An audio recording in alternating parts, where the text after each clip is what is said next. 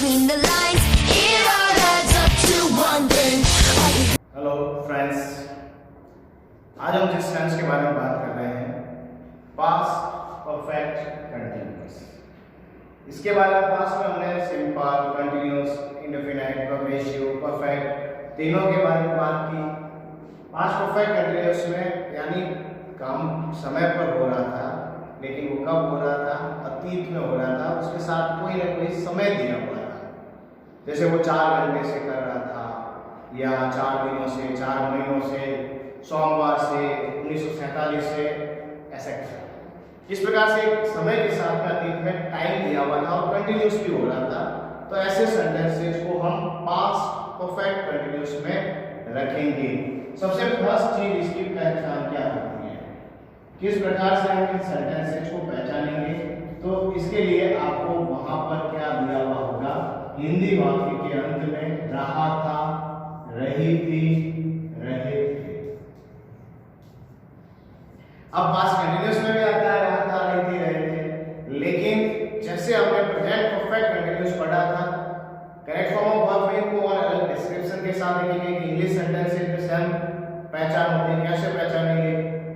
लेकिन हिंदी में कोई प्रॉब्लम नहीं है, रहा था, रही थी, रहे थे दिया हुआ होगा और वाक्य में आपको मेन इंपॉर्टेंट समय दिया हुआ होगा, यानी हिंदी वाक्य में आपको से मिलेगा।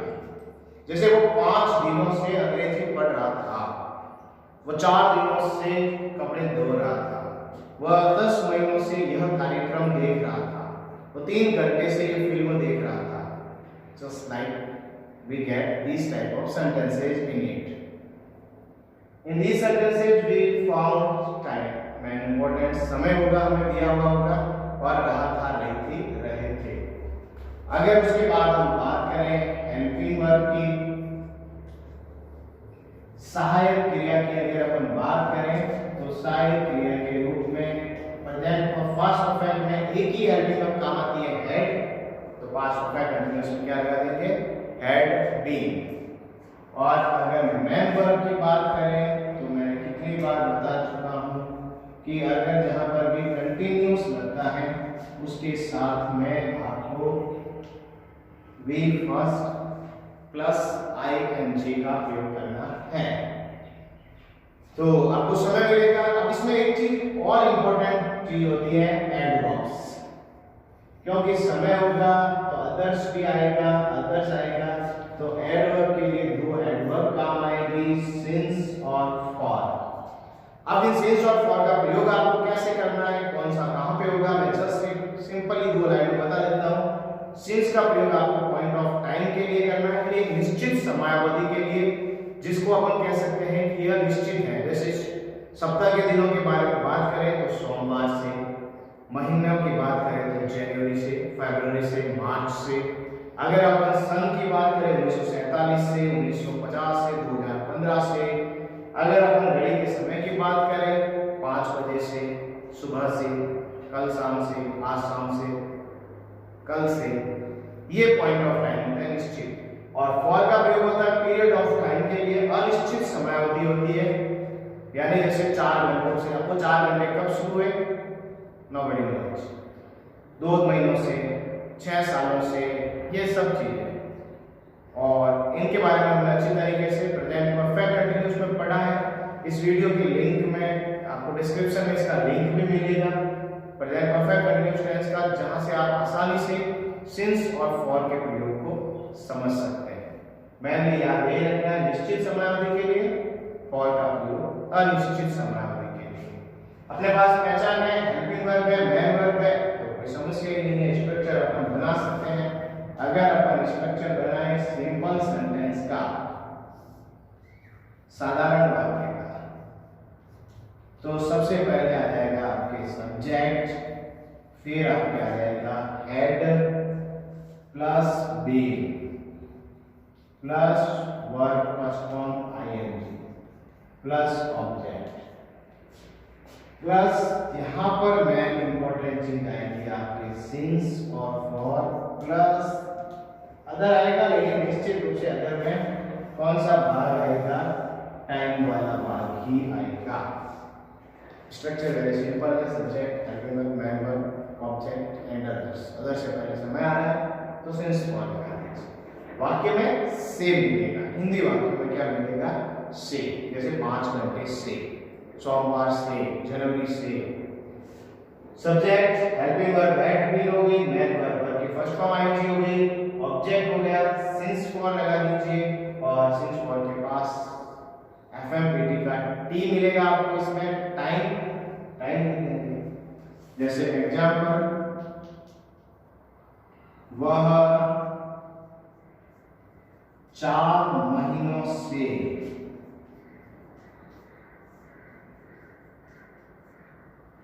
अंग्रेजी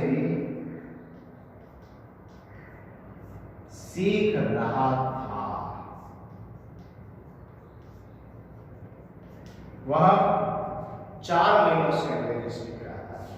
अब अगर मैं 4 महीने से हटा दूं तो अंग्रेजी सीख रहा था, पास्ट कंटिन्यूअस टेंस हो जाएगा, वेरी सिंपल।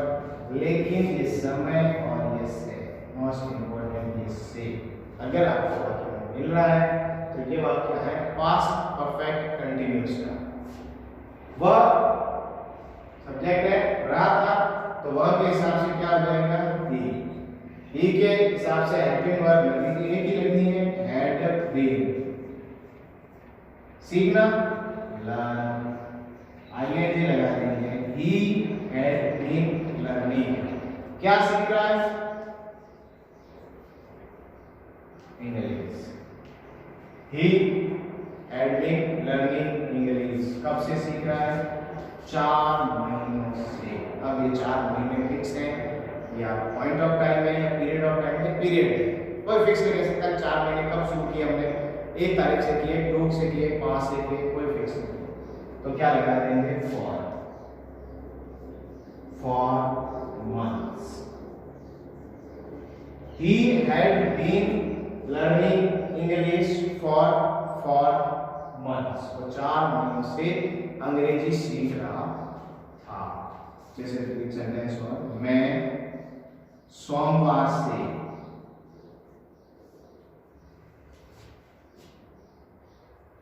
कार्य शुरू कर रहा था। मैं सोमवार से, समय आ गया, समय भी आ रहा है और लास्ट में रहा था भी मिल रहा है। देखो कंफ्यूजन ध्यान रखना है, केवल रहा था लेती रहे थे मिलता है, पास्ट कंटिन्यूअस आज बड़ा इंग्लिश में जाता है। रहा था लेती रहे थे मिल रहा है और साथ में समय भी मिल रहा है, तो पास्ट परफेक्ट कंटिन्यूअस में जाता है। मैं को क्या कहते हैं? आई। हाँ, आई बिल्कुल साधारण है, कोई प्रॉब्लम नहीं। बाकी आई बहुत ज्यादा फ्लेक्सिबल है, मिलता रहता है according to continue verb. I had been, शुरू करना, start, I had been starting. New work कर दीजिए, नया कार्य कर दीजिए। मैं सोमवार से नया कार्य शुरू कर रहा था, लेकिन unfortunately I am unable to start this work. कोई भी कारण हो सकता है, that is not matter for us. तो I have been starting a new work. कब से कर रहा था? सिंस क्यों आया है? सोमवार फिक्स है, कोई ना कोई तो सोमवार आया होगा। आज बात की है तो अगले सोमवार की बात कर रहा होगा, तो अगले सोमवार की, सोमवार को फिक्स है तो since Monday. I had been starting a new work since Monday. हुआ नहीं है, कर रहा था। अगर हो जाता तो प्रॉब्लम ही नहीं थी, लेकिन वो कर रहा था, लेकिन कोई कारणवश उस काम को पूरा नहीं कर पाया। तो ये अगर नेगेटिव बनाना है तो हेड और बीन के बीच में आप नॉट लगा दीजिए, जैसा कि प्रेजेंट परफेक्ट कंटीन्यूअस में किया है। और इंट्रोगेटिव है तो हेड को बाहर लेके आ जाइए, और इंट्रोगेटिव में had plus subject plus not plus been. तो ये सिंपली इस प्रकार के जो सेंटेंसेज होते हैं, उन सेंटेंसेज को प्रेजेंट और पास्ट में अपन कंप्लीट करते हैं। उसके बाद जो नेक्स्ट हमारा बचता है फ्यूचर। अंग्रेजी में वैसे मुख्य तो 2 ही टेंस है, प्रेजेंट और पास्ट। एक तो चल रहा है, एक तो बीत गया है। आने वाले के बारे में कौन बता सकता है, लेकिन हम पढ़ेंगे अगले वीडियो में फ्यूचर टेंसेज के बारे में।